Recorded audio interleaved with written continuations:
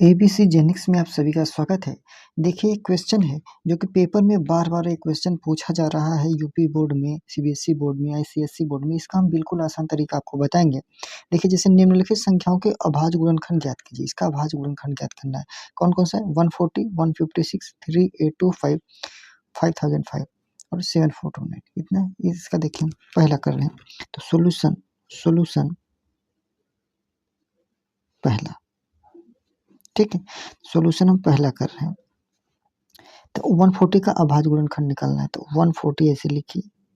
अभाज्य गुणनखंड ज्ञात करने के लिए ऐसे छोटा-छोटा नंबर से डिवाइड करिए, ठीक है? छोटा-छोटा नंबर से डिवाइड करेंगे तो ये कितना हो जाएगा? 2 सत्ते 14, 2 पैंतीस 70, 5 सत्ते 35, 7 एकम 7, ठीक है? ये हो जाएगा अभाज्य गुणनखंड, यानी 140 का अभाज्य गुणनखंड कौन-कौन का? 2 बार 2 है, 1 बार 5 है, 1 बार 7 है, यानी कह सकते हैं कि 2 के पावर 2 इंटू 5 इंटू 7, यही आंसर हो जाएगा आपका।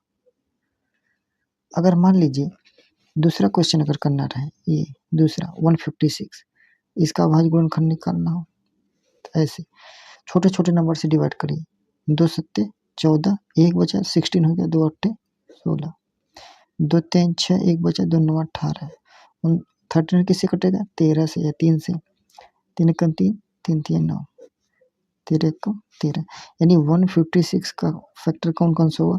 2 बार 2, 1 3, 1 13, यानी कह सकते हैं कि 2 के पावर 2, 2 बार है ना, तो 2 के पावर 2 लिख दिए, 3 13, यही आंसर हो जाएगा, ठीक है? जैसे इसका अगर निकालना हो 5005 का, 5000 अगर 5 का निकालना हो, इसका आप निकाल लीजिए, 5005 का भी हम निकाल दे रहे हैं, ठीक है? जैसे 5005 का जिसके लास्ट में 5 होता है, 5 से डिवाइड होता है, 5 एकम 5, 5 एकम 5, ठीक है? अब देखिए किससे कटेगा?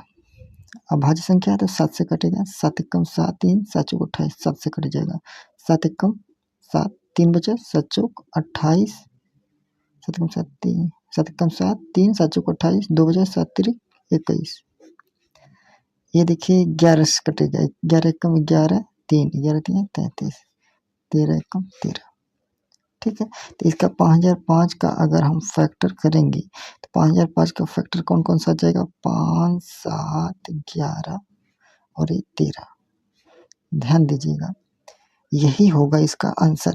लेकिन इसको नोट करिएगा, ये एक ऐसा नंबर है 5, 7, 11, 13, देखिए अगर इसका आपको फैक्टर नहीं पता होगा तो कर नहीं पाएंगे, क्योंकि सब अभाज्य संख्या 5, 7, 11, 13, ठीक है?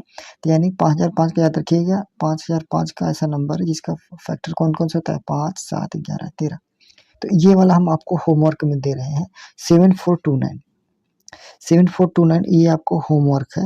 इसका आप फैक्टर करिए और कमेंट में बताइए कि इसका क्या-क्या फैक्टर होगा, यानी अभाज्य गुणनखंड क्या-क्या होगा। तो ये आपको बिल्कुल आसानी से समझ में आ गया। अगर आपको आज का टॉपिक थोड़ा-सा भी यूज़फुल लगा हो, यानी आपके लिए हेल्पफुल है, तो वीडियो को लाइक कर सकते हैं और अगर चैनल पर नए हैं तो सब्सक्राइब कर सकते हैं। आगे हम इसी तरीके से बिल्कुल आसान तरीके से, बिल्कुल आसान भाषा में आपको हम सॉल्व करके पूरे के पूरे एक्सरसाइज को करवाएँगे। ये पहला एक्सरसाइज है। तो इसी तरीके से हम सारे के सारे एक्सरसाइज को सॉल्व करवाएँगे। Thank you.